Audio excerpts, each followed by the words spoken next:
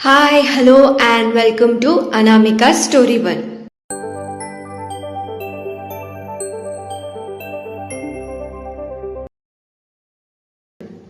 ఇవాళ మనం వినబోయే కథ మీరా, చాప్టర్ 70.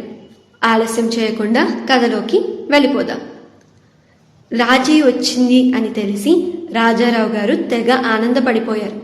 వచ్చావా రాజీ, రా, ఎప్పుడో పొద్దున ఫోన్ చేస్తే ఇప్పుడా రావడం? నీ మేనకోడలి నిశ్చితార్థం, అది వారం రోజుల్లో, ఆ తర్వాత పెళ్లి, అన్నీ నువ్వే దగ్గరుండి చూసుకోవాలి అని చాలా సంతోషంతో అన్నారు రాజారావు గారు. చెల్లిని చాలా రోజుల తర్వాత చూసిన ఆనందం ఒక పక్క అయితే, తన కూతురు జీవితం బాగుపడుతుందన్న ఆనందం మరో పక్క ఉంది రాజారావు గారికి. ఇప్పుడు నేను వచ్చేసాను కదన్నయ్య, అన్నీ నా మీద వదిలే, అన్నీ నేనే దగ్గరుండి మరీ చూసుకుంటా.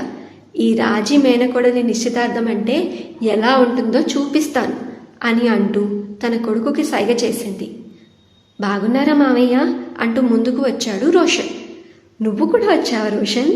సిటీ నుంచి ఎప్పుడొచ్చావు అని మేనల్లుడిని సంతోషంగా పలికరించారు రాజారావు గారు. ఇవాళ ఉదయం వచ్చా మావయ్య, అమ్మ రమ్మంది అని కొంచెం చిరాగ్గానే అన్నాడు.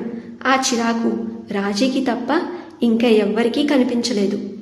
అవును మరి, ఇంట్లో నిశ్చితార్థం పెట్టుకొని అయిన వాళ్ళు లేకపోతే ఎలా? అందుకే రమ్మన్నాను అని రాజారావు గారి వైపు తిరిగి, అసలు వీడికి తీరికే ఉండదన్నయ్యా, నన్ను చూడ్డానికి కూడా రాడు, కానీ ఈసారి ఎలా అయినా వీడిని ఇక్కడికి రప్పించాలని ఇంట్లో నిశ్చితార్థం ఉందని చెప్పా.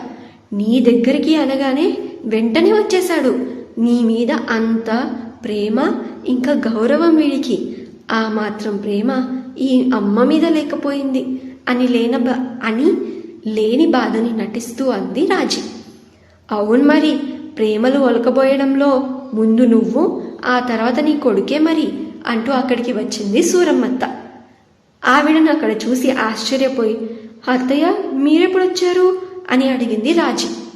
నీకన్నా ముందే వచ్చానులే, కానీ వచ్చి ముందు నాకు ఆశీర్వాదం తీసుకో, రేమనవడా ముందు నువ్వు రారా అని అంది సూరమ్మత్త. రోషన్ జాలిగా ఒక చూపు వాళ్ళ అమ్మని చూశాడు. వాళ్ళ అమ్మ కూడా సైగ చేసి ముందుకు వెళ్ళమని చెప్పింది.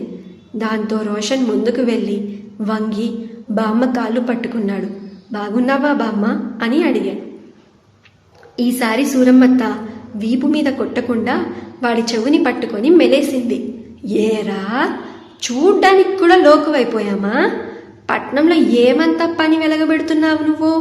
ఒక్కసారి వచ్చి చూసిపోవడానికి ఏంటంట నష్టం అని గట్టిగానే అడిగింది సూరమ్మత్త. ఆ బామ్మ, నొప్పేస్తుంది, వదులు బామ్మ అని గింజుకున్నాడు రోషన్. ముందు జవాబు చెప్పు, ఆ తర్వాత వదులుతాను అని ఇంకా గట్టిగా మెలేసింది సూరమ్మత్త. బామ్మ, వదిలేస్తే చెప్తా అని అన్నాడు రోషన్. ముందు చెప్పు, ఆ తర్వాత వదలాలో లేదో ఆ తర్వాత ఆలోచిస్తా అని అంది సూరమ్మత్త. కొడుకుని అలా చూడలేక రాజీ ముందుకు వచ్చి, అత్తయ్య వదిలేయండి, వాడికి నొప్పేస్తుంది అంటున్నాడు కదా అని అంది. నా మనివాడితో ఎలా ఉండాలో నువ్వు నాకు చెప్తావా అని రాజీని కోపంగా చూస్తూ అంది సూరమ్మత్త.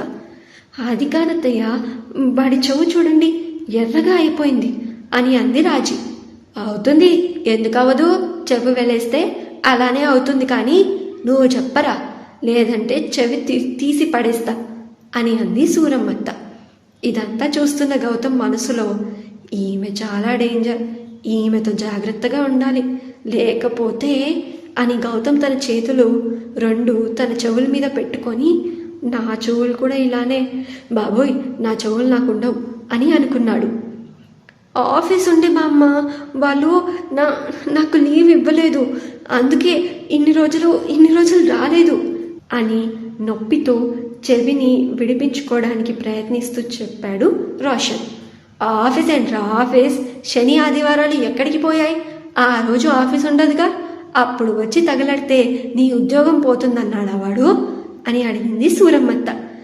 అది కాదు బామ్మ అని బాధగా తల్లి వంక చూస్తూ, అమ్మ చెప్పవే బామ్మకి, నాకు నొప్పేస్తుందని అని అన్నాడు నొప్పి భరించలేక రోషన్. అత్త వదిలేయండి అత్తయ్య పాపం అని అంది రాజీ. నీ దగ్గరికి నేను తర్వాత వస్తానులే, నువ్వు అక్కడే ఉండు, కొడుకు మీద ప్రేమతో ముందుకు అడుగు వేశావో అని తన చేతిలో ఉన్న కర్రని తీసి నేల మీద గట్టిగా కొట్టింది.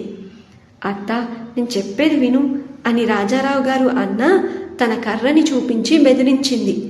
ఆయనకు బాగా తెలుసు ఆ కర్రతో ఎంత గట్టి దెబ్బలు తగులుతుంది అని. ఇంకా మాట్లాడితే ఎక్కడ తనకి పడతాయేమో అని సైలెంట్ అయిపోయారు రాజారావు గారు. ఇప్పుడు చెప్పరా మనవడా, ఇంకోసారి ఇలా చేస్తావా? జాగ్రత్తగా ఆలోచించి చెప్పు. చేతిలో కర్ర ఉంది, నాకు నచ్చని జవాబు చెప్పావో ఇది విరగ్గొడతా అని కర్ర చూపిస్తూ అంది సూరమ్మత్త. సరే సరే సరే బామ్మ, వస్తాను, ప్రతి వారం వస్తాను, నిన్ను చూడ్డానికి వస్తాను అని అన్నాడు రోషన్ ఆ కర్రని చూసి భయపడి. అది ఆలారా దారికి అని రోషన్ చెవిని వదిలేసింది సూరమ్మత్త. తను రాజీ వైపు చూసి, ఇది కొడుకుని దారిలో పెట్టుకునే పద్ధతి, అర్థమైందా రాజీ? ఎవరి పడితే వాళ్ళ ముందుకు వచ్చి నేను చెప్పేది అస్సలు వినడం లేదు అని, నా దగ్గరికి అస్సలు రావటం లేదు అని, అసలు నా చేతిలోనే ఉండటం లేదు అని అంటే వేరే వాళ్ళకి ఇంకోలా అర్థమవుతుంది. భయపెట్టో 4 బాధో కొడుకుని చేతిలో పెట్టుకోవాలి. వాళ్ళ పెళ్ళి అయ్యేంత వరకైనా అమ్మ చేతిలో ఉంటేనే ఏ పిల్లలకైనా మంచిది అని అంది సూరమ్మత్త. మరి నెక్స్ట్ ఏం జరగబోతుందంటారు? తెలుసుకుందాం నెక్స్ట్ అప్డేట్స్లో.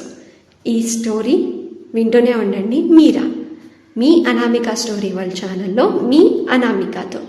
ఈ స్టోరీ మీకు నచ్చితే ఈ వీడియోకి ఒక లైక్, అలాగే ఈ స్టోరీని మీ ఫ్రెండ్స్ అండ్ ఫ్యామిలీతో షేర్ చేసుకోండి. అలాగే ఛానల్ కూడా సబ్స్క్రైబ్ చేసుకోండి. అప్డేట్స్ రాగానే మీకు నోటిఫికేషన్ రావాలి అంటే పక్కనున్న బెల్ ఐకాన్ కూడా క్లిక్ చేసేసేయండి. ఈ స్టోరీ మీరు పూర్తిగా చదవాలి అనుకుంటే డిస్క్రిప్షన్లో లింక్ ఉంది, ఆ లింక్ మీద ప్రెస్ చేసి ఈ స్టోరీ పూర్తిగా చదివేయండి. అలాగే నేను రాసిన ఇంకొన్ని స్టోరీస్ కూడా మీరు చదవచ్చు. Thank you so much for listening. Bye bye.